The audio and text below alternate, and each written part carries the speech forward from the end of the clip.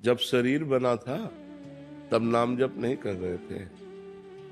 शरीर बन चुका, उसका प्रारब्ध निश्चित हो चुका है कि इतने समय में ये घटना घटेगी, इतने समय में ये अंग टूटेगा, इतने समय में ये सुख मिलेगा, इतने समय में ये मिलेगा। जन्म के पहले ही रच गया, वो विधान रच गया। भजन अब कर रहे हैं तो अब का भजन आगे के कर्मों को नष्ट कर देगा जो हमसे गलती होगी। पूर्व में जो संचित जमा है गोदाम हमारा, वो भस्म हो जाएगा, लेकिन जिससे शरीर बना है वो भोगना पड़ता है। इसीलिए बड़े बड़े संतों को भोगना पड़ता है। किसी को कैंसर हो गया, किसी को किडनी फेल, क्योंकि उनका अंतिम शरीर होता है। वो अनंत जन्मों के सब पापों को थोड़ा थोड़ा करके भोगवा दिया जाता है।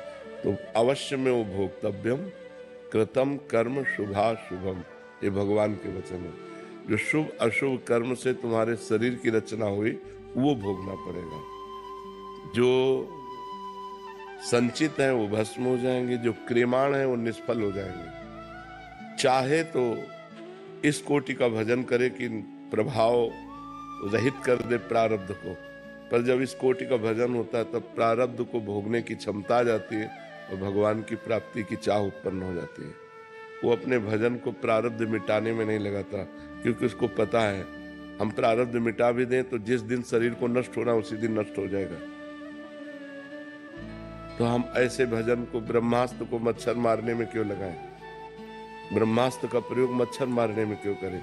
इसलिए बड़े बड़े संत आए हुए दुख को आदर से भोग लेते हैं और भजन करके भगवान को प्राप्त हो जाते हैं। समझ पा रहे हैं आप? जितना नाम जप करोगे उतने प्रारब्ध को सहने की क्षमता। तो निरंतर नाम जप करते रहें। घटनाओं से ऐसी अपनी बुद्धि को विकल ना होने दें। जितना नाम जप करोगे, बड़ा अकाउंट जमा होगा नाम का, उतने बड़े से बड़े दुख को आप आनंद पूर्वक सह सकते हैं, आप हंसकर सह सकते हैं। दुख होता है तो पीड़ा जिसे महसूस हो रही उसकी व्यथा नहीं होती, व्याकुलता नहीं होती। पीड़ा हो रही पर एक आनंद अंदर है। तो आज की गरीबी, आज का दुख, आज की समस्या को देखकर हम भगवान का आश्रय न छोड़ें, भजन न छोड़ें। एक समय आएगा ये सब समस्याएं धूल धूसरित हो जाएंगी। बड़ी कृपा भगवान की, बड़ी कृपा।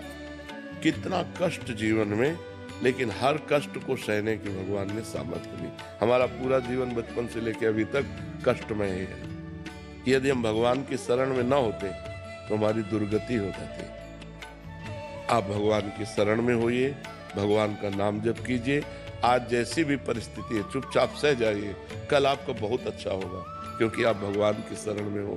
जैसे पांडवों को 12 वर्ष का वनवास, 1 वर्ष का अज्ञातवास, लेकिन अगला पल उनका कितना बढ़िया हुआ। कौरवों का विनाश हो गया और चक्रवर्ती सम्राट पद पर हस्तिनापुर के पांडव ही तो विराजमान हुए। इसलिए धर्मात्मा पुरुष को वर्तमान में कष्ट मिल सकता है, उसको धैर्य पूर्वक रहना चाहिए।